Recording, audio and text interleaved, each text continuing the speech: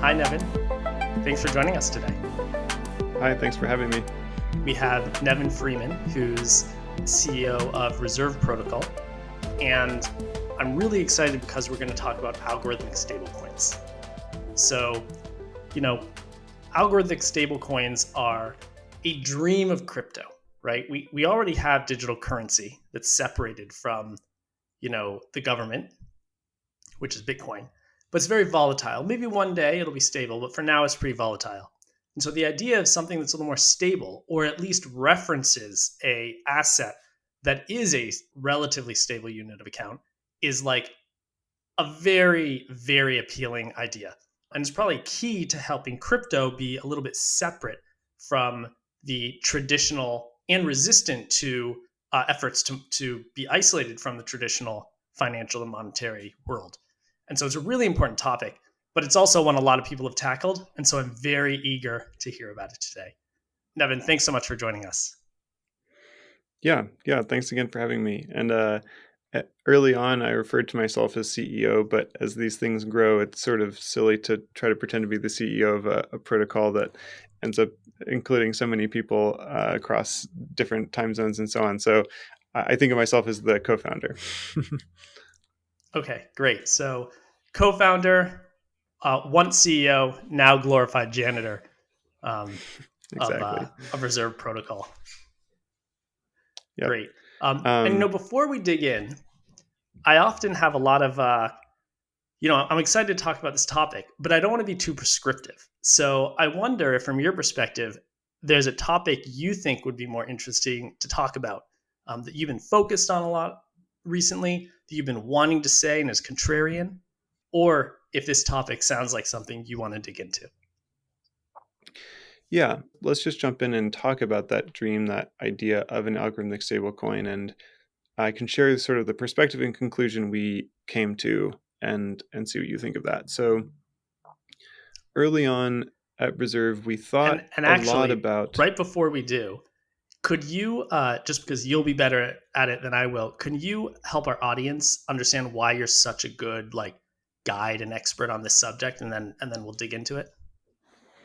Sure. So, I mean, in 2017, 2018, many people were thinking about how do you create a decentralized stablecoin? For the reasons that you alluded to, it's very alluring to have something that is stable but is totally independent, not connected to the prior financial system, et cetera. And at a certain point, we evaluated many different possible designs of stablecoins before deciding how we wanted to go about it. And we analyzed the idea of algorithmic stablecoins. There was a stablecoin called Basis that was an algorithmic design based on what's called senior shares. We can talk a little bit about that in detail if you're curious. I remember that in And 2018. yep. And there was another stablecoin project called Terra, which obviously became pretty big and blew up. People know a lot more about that one than Basis. But we wrote a blog post in 2018 about the basic algorithmic stablecoin design, wherein we predicted how it would fail, how it would unwind. And that prediction turned out to pretty much be accurate. So even though Basis itself never launched, it turns out someone else anonymously launched a version of their protocol called Basis Cash. It fell apart pretty much the way that our blog post predicted. And then Terra ended up pivoting and becoming more like the original Basis design, and then ended up falling apart in pretty much the same way that we predicted. So there's a blog post and a video from back in that time, 2018, 2019, that got a little bit of attention at the time, got more attention once UST blew up. And so maybe that's one reason why you would think it was relevant to talk to me about algorithmic stablecoins. But yeah, And so those blew up in the somewhat spectacular fashion, right? I mean, Basis raised 100 million plus and then ended up giving it back due to regulatory concerns. And, Terra, well, that was the beginning of crypto winter. yeah, that's right. Yep. And so, the basic, let me actually just lay out the initial idea behind algorithmic stablecoins for people to understand that. It's called senior shares. And the idea is that you have two assets, one that the author called the coin and one that's the share. Okay, there's just two different tokens in the system. And the basic idea is, the coin is supposed to be worth, say, $1. And anytime it goes up and it's trading above $1, the protocol mints new coins and sells them into circulation to drive that price back down. And it sells them for share tokens. So it's buying the share token out of the market. So it's like basically making the share token price go up and the coin price go down. And then it's supposed to work the same way in reverse. So if the coin is trading below $1, it's buying back coins out of circulation to drive that price back up. And it's doing that by selling shares into the market, which, dilutes the price of the share. So you're supposed to be able to sort of move them back and forth however much you need to. And as long as you can always do that, then anytime it's, the coin is trading below the peg, you can always bring it back up to $1 or whatever it's supposed to be pegged to. And, because the share is just this novel token that's controlled by your protocol, it's all completely out of control of anyone else. The idea is that it's, like you said, it's like Bitcoin, but stable. And then the problem with this, of course, as we kind of now know from watching what happened with UST, is that, well, what if the value of that share token goes to zero? And essentially, that can become a self-fulfilling prophecy, because if you come to think, well, wait a minute, there's not enough value in the share token left to support the coin, therefore the coin is going to crash, and the share token only got its value because of the use of the coin, you get this circularity and you can have like what's been termed the death spiral.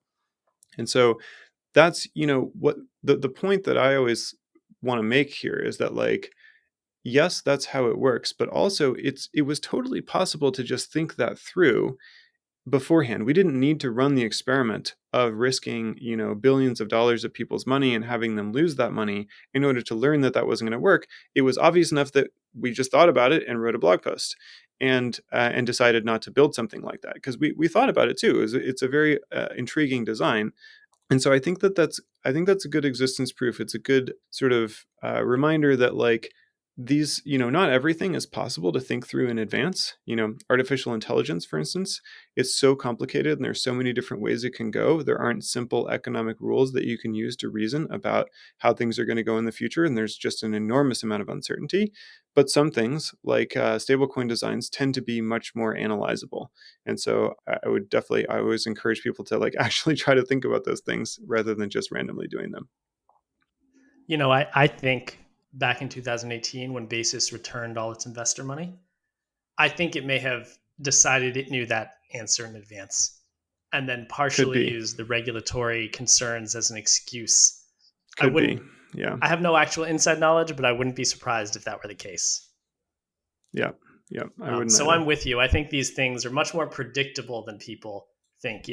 As many so-called black swans are. There's always people who look at them and say this just doesn't pass the sniff test, and there's a very clear scenario in which it could go wrong, and that's against prevailing wisdom. But it don't make it wrong. So I'm with Yep. you. Yep. Yep. Totally. And it And it seems sounds like, like this was a little bit of the inspiration for Reserve.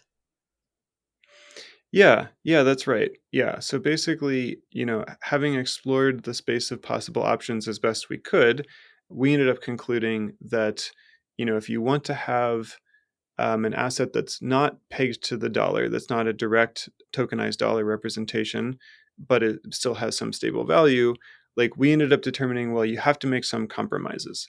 There's no way that we think is safe to do that in a totally decentralized way.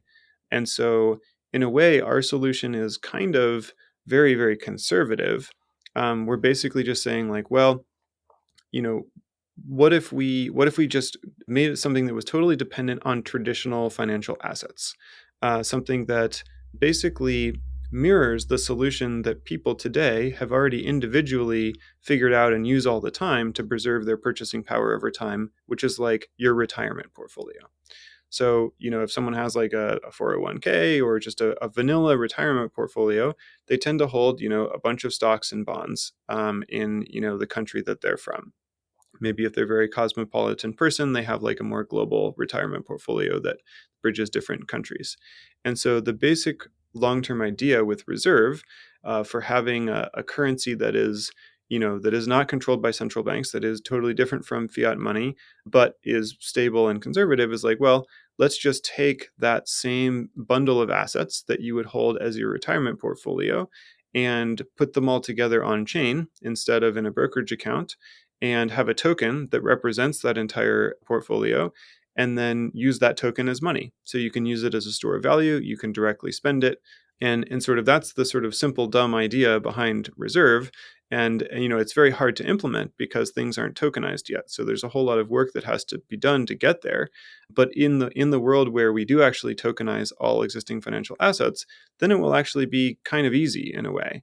And so that's that was the solution that we ended up coming up with for like something that would be kind of the most like what many of us wished in the early days Bitcoin would become, where it would be a decentralized currency that can be used by anyone anywhere in the world, just with a public-private key pair, but with a more stable value. I see. Okay, so let me just make sure I understand this. So essentially, the idea is, hey, people are already doing something to preserve value in the face of inflation. That is largely called a retirement account.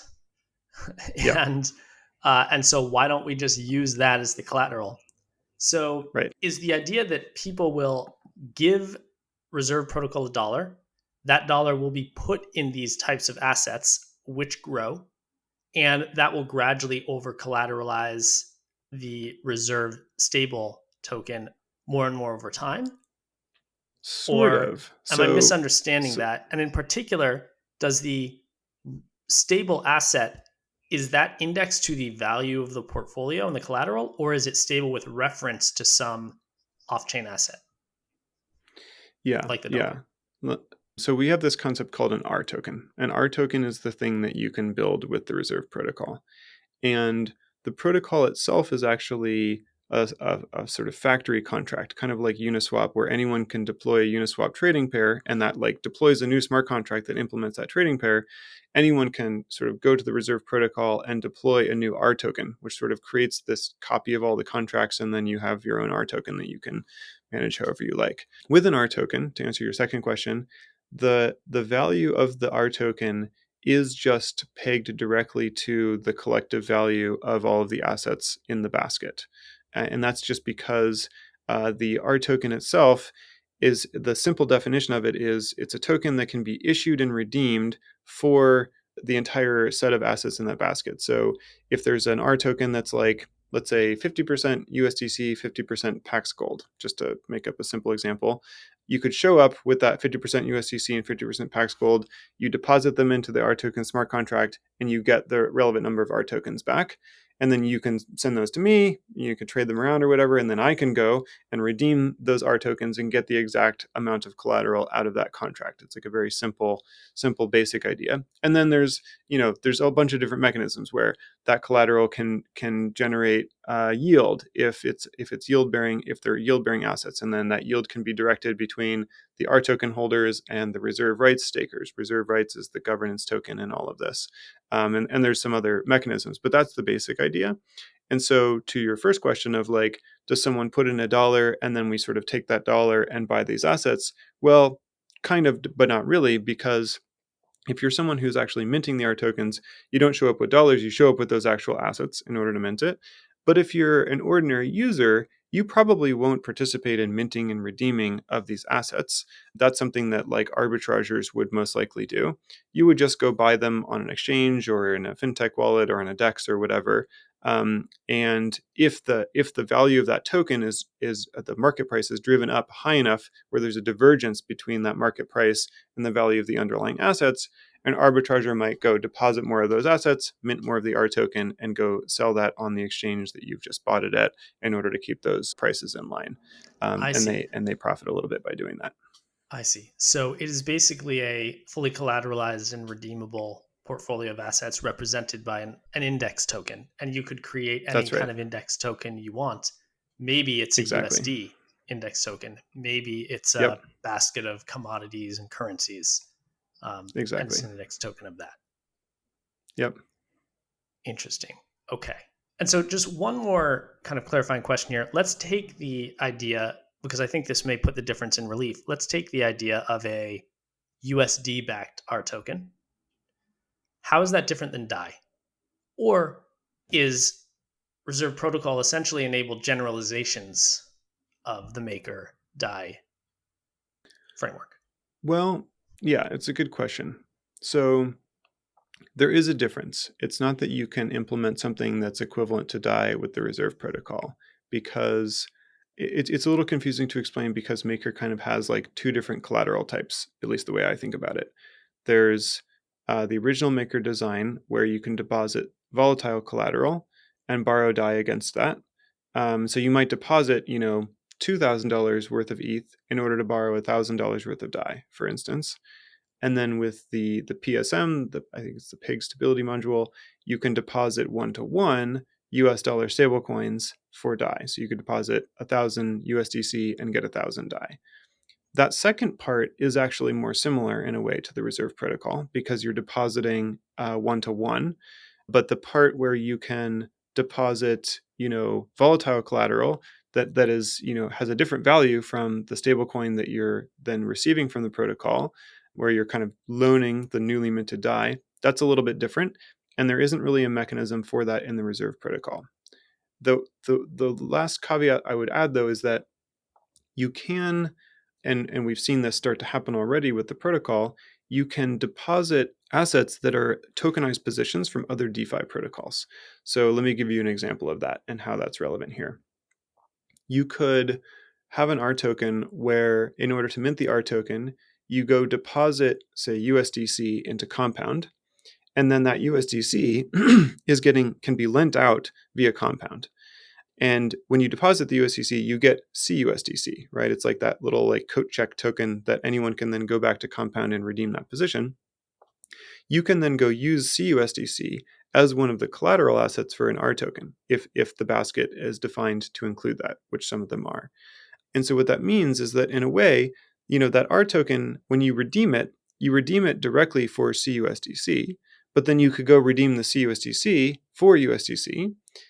But the thing you have to keep in mind that's a little bit similar to Maker is that Compound doesn't keep all of that USDC. It lends it out.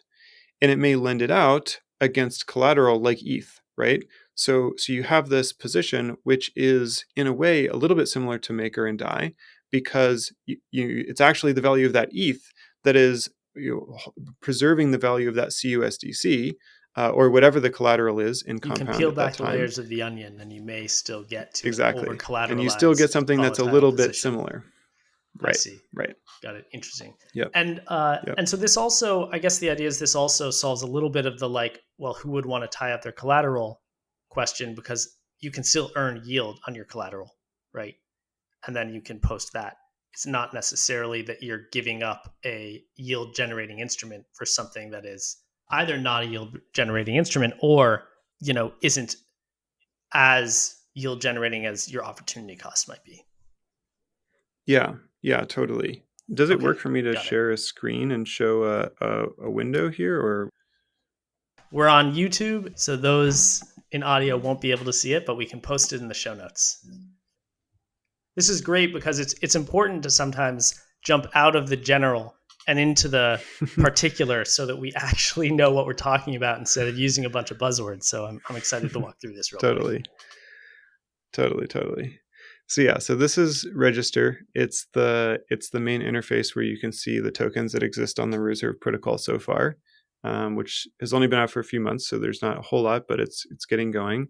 Incidentally, you can see the usage of R tokens here. This is mainly within an app called RPay that's used in Latin America. So you can see people using a token called EUSD for ordinary transactions.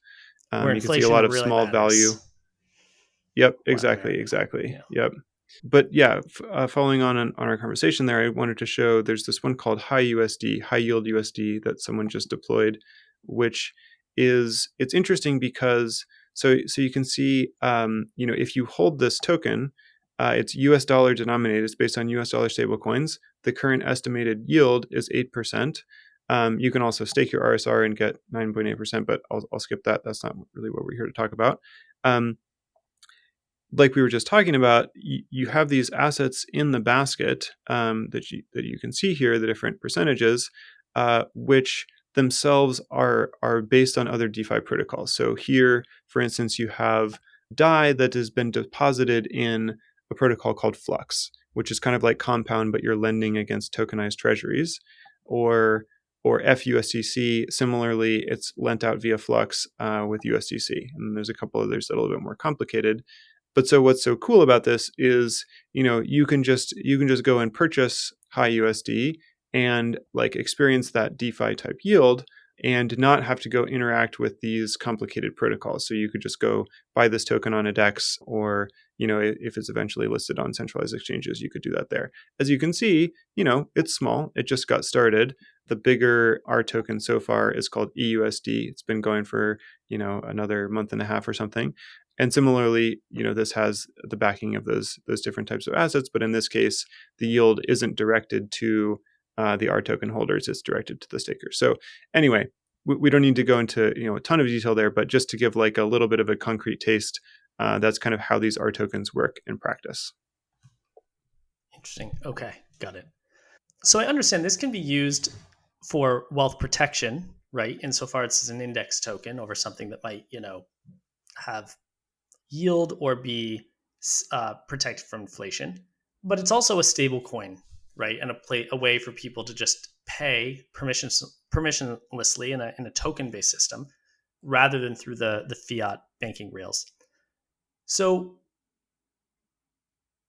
I'd like to dig in a little bit to like where you see the stablecoin market going, right? Because right now, crypto's $1.3 trillion in market cap. Maybe like 50% of that is BTC, Bitcoin. Maybe 20% is ETH, another 15% it's other competitors, and maybe 10% stablecoins, right? And the stablecoins are Tether, which has, many tens of billions, USDC, which has many tens of billions, several smaller ones. So TrueUSD, ZUSD, which I'm on the board of the trust company that issues it as a disclosure. And these are like fiat backed, right? So Tether supposedly has $1 in an account. They're out of, I think, the Bahamas for every dollar that's of Tether that's issued. And then the others are more US based, right? So USDC is a regulated money transmitter business in the US, publishes accounting statements. Paxos, same. ZUSD, the same. They're regulated by NYDFS. And then, Europe has passed MiCA regulation to provide a framework and clarity for how you can do euro-backed stablecoins and use stablecoins within Europe. But all of these are very tied into the traditional banking system. And so I wonder how you think the stablecoin market, which again is like 10% of total market cap, and probably more percentage of actual usage of cryptocurrencies for payments, like where do you think it's going in the next several years? What do you think the biggest problems are? And what do you think like the kind of biggest opportunities are for an on-chain alternative? Yeah. Well, I think that the current paradigm is obviously quite functional, and that's why it's grown. And I think it's going to continue to grow. I think that we'll just see more and more dollar stablecoin usage within crypto trading. And we've certainly seen that in Latin America, and we've heard about this in other markets. There really is more and more ordinary financial activity happening with stablecoins, with USDT and USDC and so on. We see it in our markets with EUSD, and I think the reason often is convenience, freedom, access. Like if you are, let's say, importing goods from another country and you're in Latin America and you want to pay your suppliers in China, a growing portion of those transactions happen in USDT. Incidentally, often USDT on Tron turns out to be the thing that's gained in popularity because it's so simple and the gas fees are so low. And so, yeah, we really do see like quite a lot of usage outside of crypto trading. It's just that those numbers aren't published. So like if there was a dashboard where you could see the total amount of like real world stablecoin usage, I think people's minds would be blown. I think it's way higher than people realize. But that you just don't see that. There's no coin market cap or exchange page where you can go and track those numbers because it's all just these on-chain transactions that are happening back and forth between people in a way that's, sort of under the radar. So I do think that will continue to grow. I don't know, if you've tried to send a bank wire lately, like it's just often really annoying compared It's a to, pain. once you've had the experience of dealing with crypto and just like, oh my gosh, I can't believe people deal with this all the time. Can I just send you USDC? Like I say that to people so frequently, like, can I please just send you USDC? It's like so much easier. It's true. So It's I, funny. Like I, you talk to a lot of TradFi people about like why is crypto necessary, and a lot of times they're from the U.S. or some financial capital, and they're like, what's wrong with the banking system? It works fine. There's no problem here. Like you can send a wire, you can use your credit card, etc. And it's like, well, like it's hard to say no, that doesn't work. Obviously, it works, right?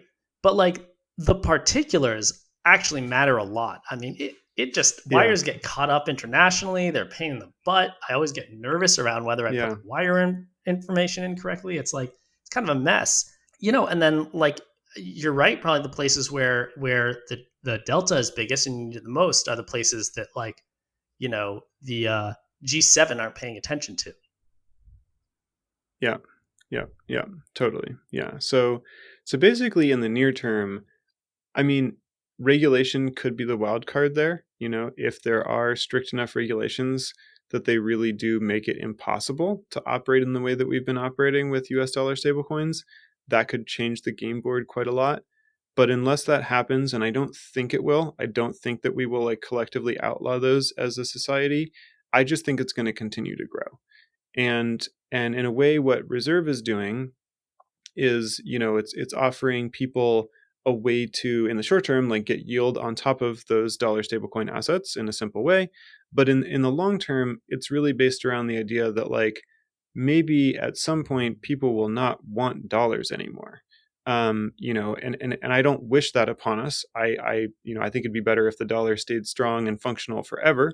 I think it's a good overall monetary regime to be in, but it's hard to be confident in that in the very long term, given all of the macroeconomic factors that are sort of stacking up against it. So basically, we think of it as a plan B of like, if we get to a point where people, maybe they become very comfortable transacting with crypto, they like the crypto functionality, but they no longer want dollar exposure. They want something that's going to be stable.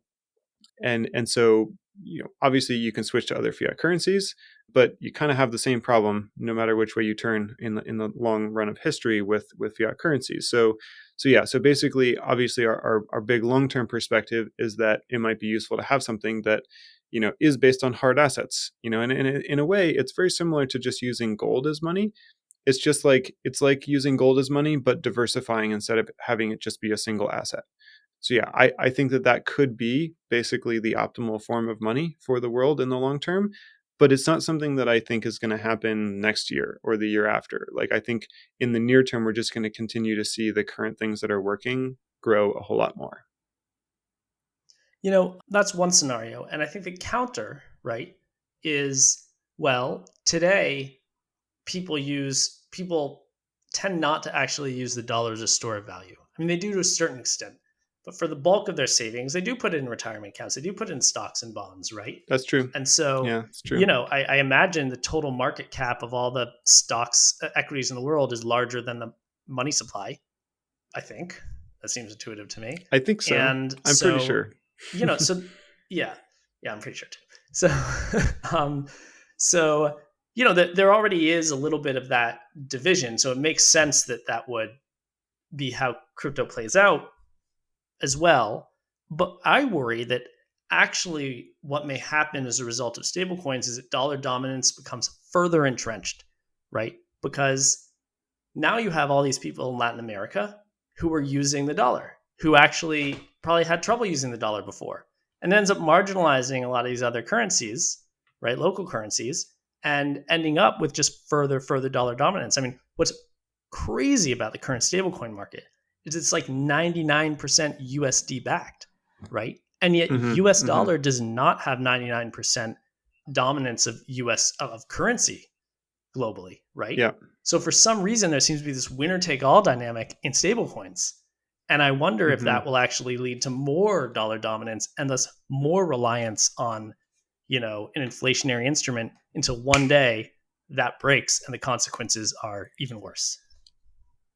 Yeah. I think you make a very good point. I think it could.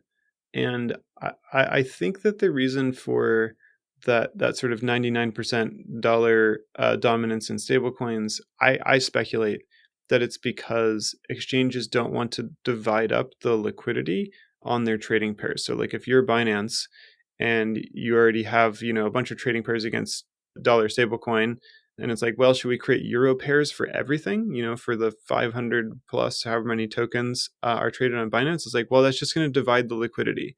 To start that off, you have to get a market maker to make markets against all those different new pairs, and it just fractures the whole market. And so I think that basically people are willing to have that dollar exposure as their base asset, just enough that it's like, okay, that's actually sort of the path of least resistance when it comes to building these things out. Now, maybe if the crypto market gets 10 times or 100 times larger, maybe there's enough demand that it starts to make more sense to have euro pairs for everything, or to have, even getting into, having pairs for many, long tail of different currencies in the crypto markets. And then maybe you start to see more, stable coins from many different countries emerging and actually getting usage within crypto trading. I don't know, but it seems plausible to me. Interesting. Makes sense. Well, when do you think if it's hard to observe all the retail usage of these stablecoins today in any currency, do you think there's a tipping point at which that becomes very obvious? It becomes large enough, and all of a sudden overnight we start paying attention to it, and it starts, changing the narratives? It's a really good question. What would that be? What do you think would make people wake up and pay attention to what's happening in all Yeah. these, non G7 markets?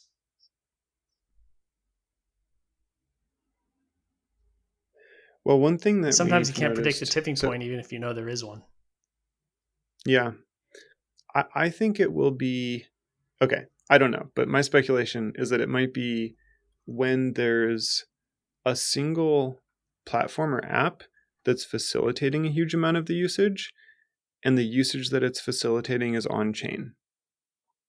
And the reason why I say that is because in our experience, we've seen an enormous amount from our perspective of retail usage of dollar stablecoins in Latin America, especially in Venezuela. That's the market that we reached the most saturation in, to the point it's like $350 million in volume per month in ordinary transactions, not crypto speculation. Tens of thousands of merchants accepting it as a form of payment, many people getting their payroll in it, things that we were very excited about. And I personally went and pitched a bunch of journalists to be like, hey, this is really cool. Do you want to write about this? Like check out these numbers. Check out, you can talk to one of our thousands of users and they'll tell you about it. Nobody wrote about it. Like nobody cared. And I was kind of shocked by that, honestly. I think part of it is maybe the numbers were still too small compared to like the billions that we're used to in crypto trading. It's like, well, if it's not in the billions, it's not real. Maybe that's part of it. So maybe we need to reach the point where the numbers are in the billions.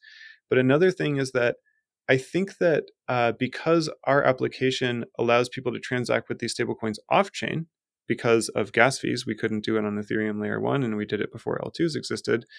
I think people don't really believe us. I think they think like, yeah, maybe you're just lying about those numbers. Like we can't really tell if that's true. And there's so many hucksters in crypto, like it's kind of fair to think that we could be lying, even though we're not. And so like if those transactions were all happening on chain, I feel like they would believe us more and they would be more proud because they'd be like, look, it's the crypto transaction method. People are using that and actually doing ordinary commerce, where it's like, it's just in your database. It doesn't really count. And so yeah, maybe the numbers need to reach the billions. The reason I say on a single platform is so that there's visibility into it. So you can sort of have like a live dashboard of like, here's the real numbers. But I think maybe the transactions have to be happening on chain for people to really feel like it's real. Yeah. Either that or audited by some third party, maybe. Yeah. Yeah. Maybe. Yeah. Maybe. Interesting. Well, I'm excited Yeah. for when that happens. People are going to wake up and start paying Yeah. attention pretty soon. Yeah. So, Yeah. I'm excited too. Yeah. Nevin, anything else you'd like to share with us that you just think are fun facts, absurd thoughts, or Yeah. contrarian views? Well, I have one more thing that I think is cool, which is there's going back to your original points about algorithmic stablecoins and the dangers. there's a stablecoin rating agency that's a nonprofit that's going to launch pretty soon. It's called Blue Chip. And we're an early supporter, but it's not a project of ours. And what's really cool about it is that it's basically it'll be a website you can go to, kind of like a coin market cap for stablecoins, but you can see like ratings of the safety of these different mechanisms. And the team is very dedicated to, if it's a fiat-backed stablecoin, trying to assess the details of how they keep the reserves and so on, or if it's a crypto-backed stablecoin, looking at like, what are the governance methods or over collateralization ratios, or all the details. They have a whole framework for assessing these things. So I just want to basically like promote that that's going to exist, and I'm very excited by it, because I think that if this had existed, like while UST was getting popular, it would have gotten a really bad grade. And it would have been really clear to see like, oh, this is way less safe than these other stablecoins. And the fact that, Do Kwon and others are making these bold claims or whatever, we shouldn't listen to that, because these experts who are like, monetary economists and so on, they've looked at it and they're sounding the alarm and saying this is a really dangerous thing. So I wish that it had existed beforehand so that we could have prevented that disaster. But I do think that this is a way for people to make sense of those economic questions that maybe they're obvious to people who think about it all day, but if you're just an ordinary consumer, it's very hard to tell. So I'm excited for Blue Chip, and look for that coming out soon. Awesome. Interesting. Better late than never. There's other cycles ahead. Yep. That's right. Absolutely. Awesome. There are. Well, Nevin, thank you again so much for joining us. If people want to learn more about you or follow you, how can they do that? Our website is reserve.org. And if they want to, connect with me personally, I'm on Twitter, NNEVVINN. Excellent. Thanks so much.